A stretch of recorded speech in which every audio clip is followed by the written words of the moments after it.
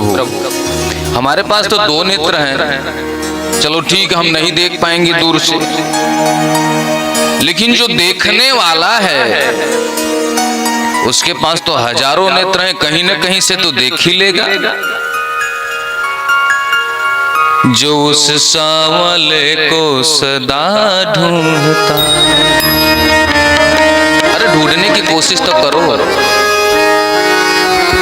उसे एक दिन सांवला ढूंढता है, उसे एक दिन सांवला ढूंढता है, जो उस सांवले को सदा ढूंढता है, जो उस सांवले को सदा ढूंढता है, जो उस सांवले को सदा ढूंढता है, जो उस सांवले को सदा ढूंढता है। न पूछो पतित बंधु क्या ढूंढता है, न पूछो पथिक बंधु क्या ढूंढता है।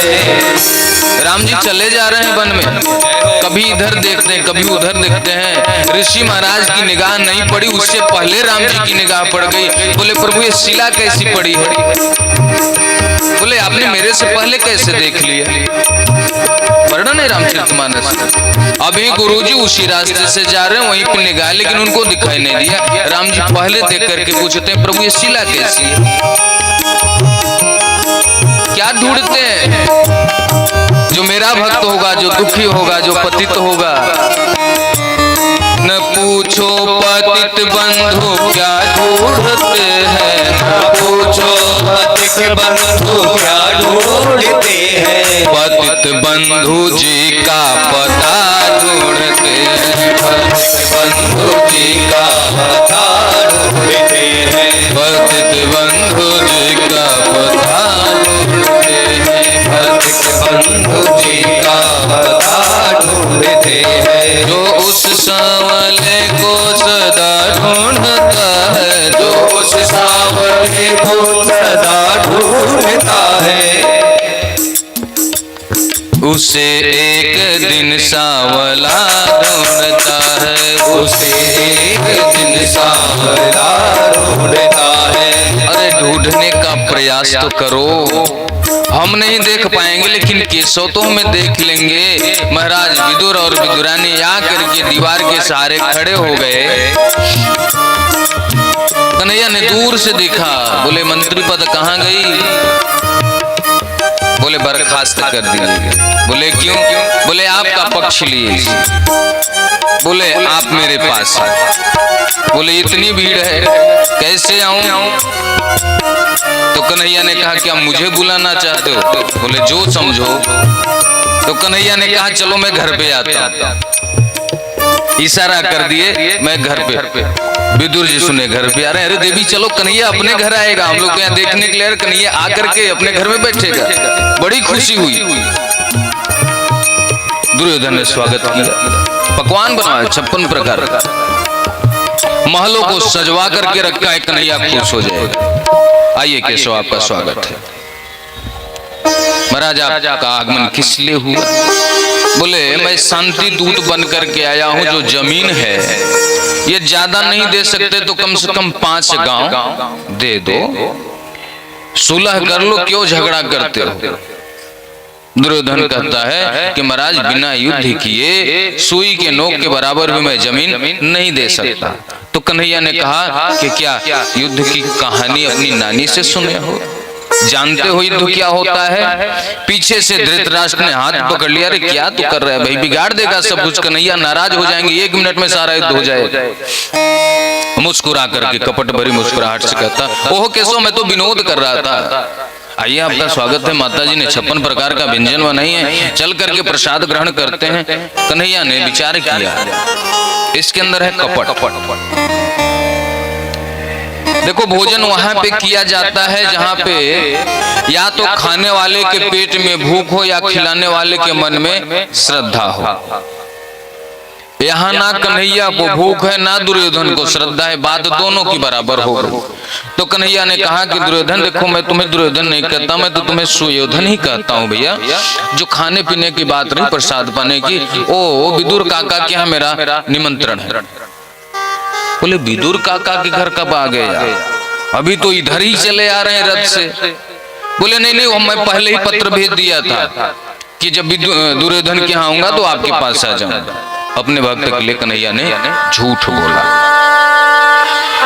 अरे महाराज, उनको अपने खाने के लाले पड़े हैं, मंत्री पद पे नहीं है, जब उनके घर नहीं तो आपको क्या खिलाएंगे?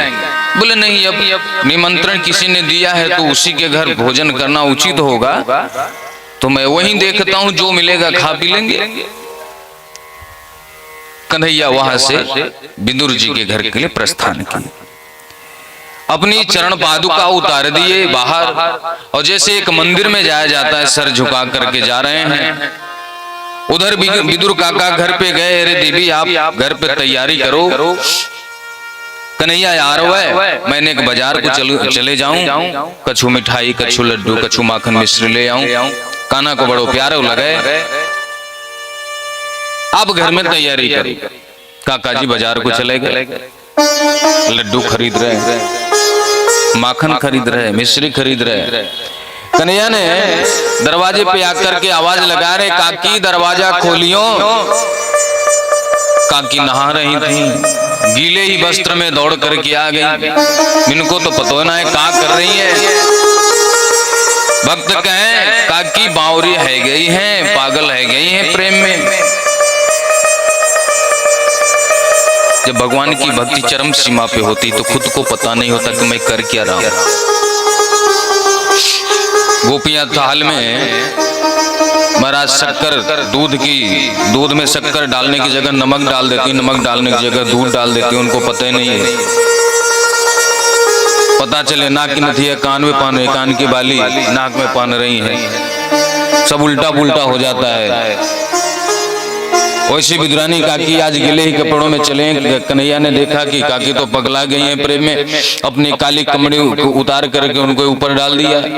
ओहो केशव आओ, विराजो, आंगन में ले गई, एक आसन मिला, बैठा दिया।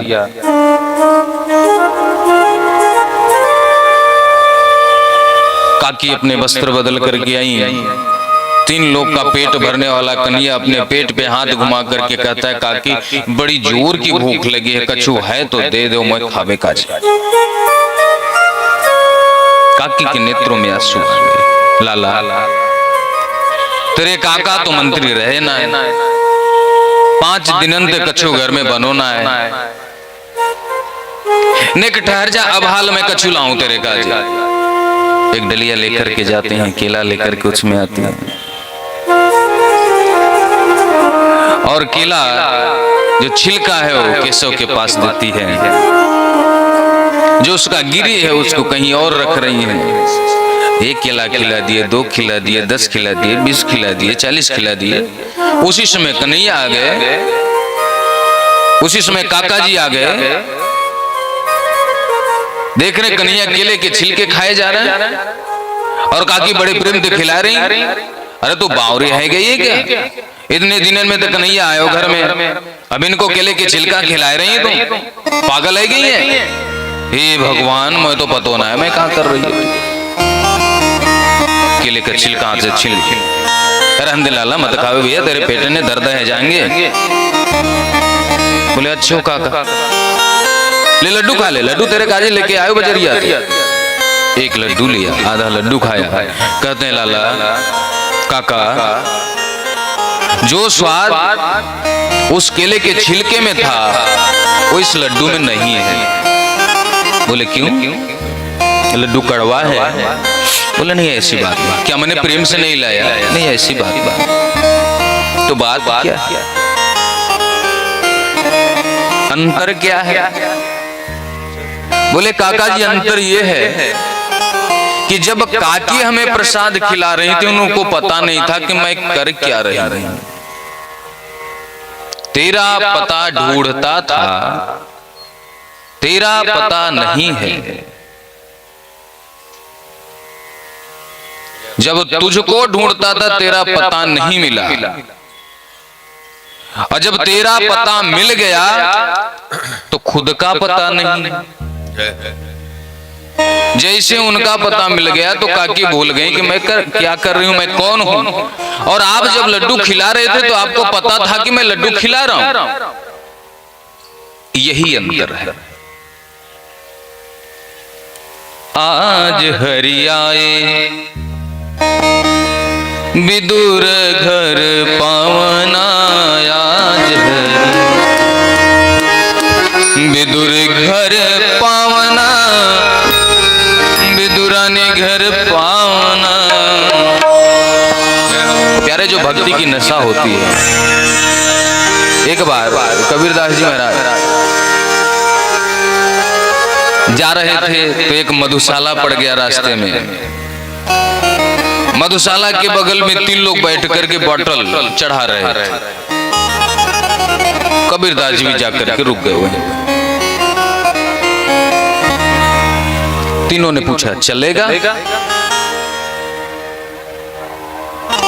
बोले क्या क्या चलेगा? यही जो हम लोग चला रहे हैं। अरे कहाँ बैठो पता है?